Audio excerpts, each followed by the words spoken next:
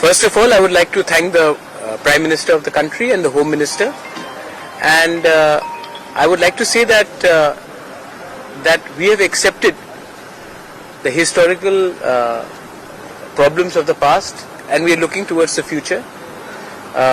मैं सबसे पहले प्राइम मिनिस्टर, होम मिनिस्टर और त्रिपुरा के ऑफिशियल्स, होम सेक्रेटरी सबका धन्यवाद कहना चाहता हूं।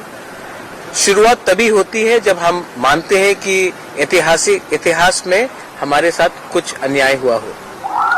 हम आगे देखना चाहते हैं और इसी के लिए मैं अपने सब त्रिपुरा लोगों को बोलूंगा कि इतना भी मत सेलिब्रेट कीजिए, क्योंकि हम अकॉर्ड साइन किया है आज, लेकिन आगे भी हमें बहुत काम करना है।